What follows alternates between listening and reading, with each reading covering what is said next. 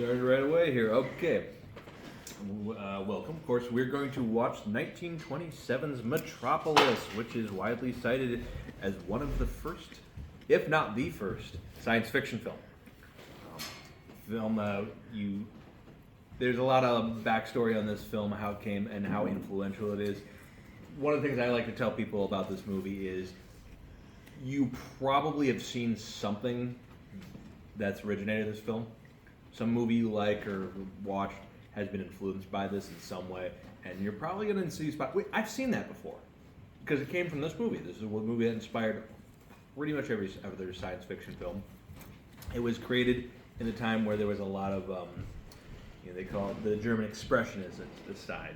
There was a lot of movies, more usually associated with horror movies, that use that concept.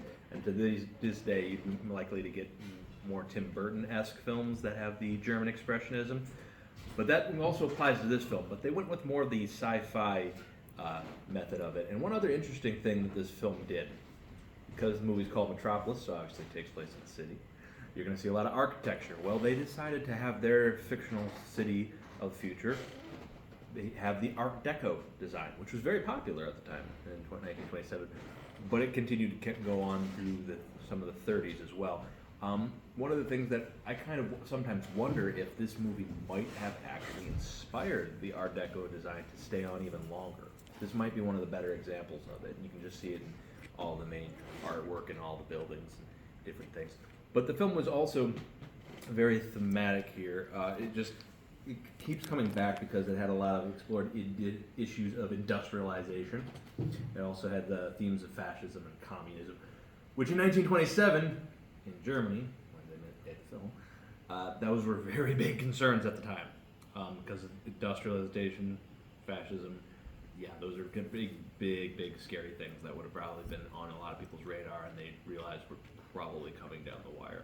And this film was critical of those issues as well. But it was one of the reasons why it remains such a touchstone that people talk about to this day. Of course, the director and creator Fritz Lang would go on to do a lot of other really successful works that he is well known for. In Germany, he's probably one of the best German filmmakers at the time.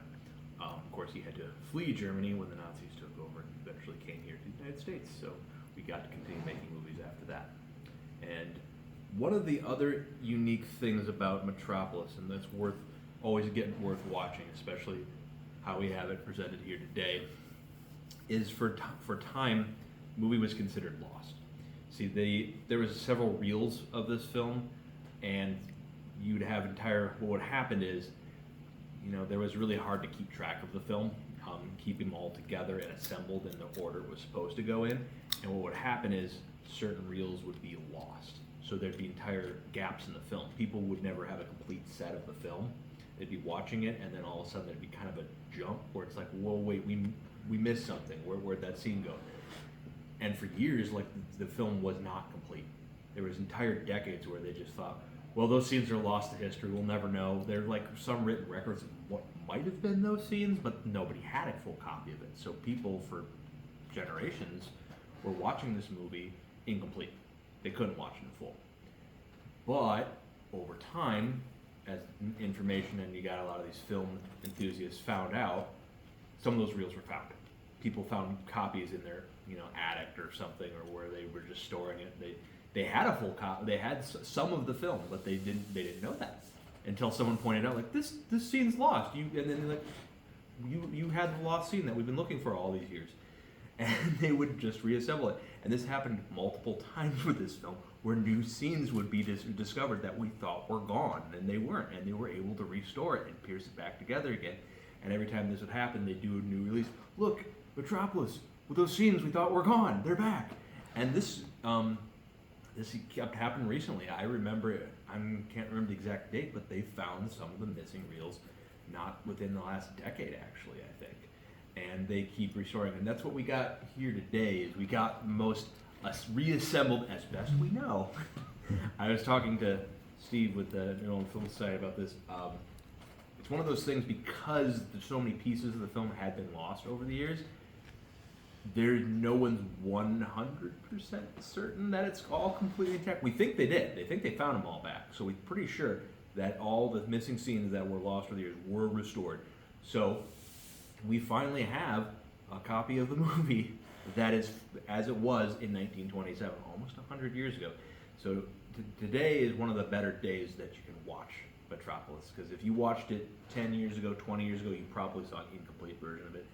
Now you got a complete version, and that's pretty exciting to get that and just get a look at that. But we can go through here and discuss some of the other themes and ideas as they pop up, and good old silent film here. But we got I think we even got a good soundtrack associated with this one. They added a new one to get some good music in there. So if it's too loud, because I know they were doing the sound through the speakers, so you guys can let me know if it's too loud. Should I go ahead? Go for it. Ready? We'll see how it goes, Okay. and we can discuss it on the other side. Okay.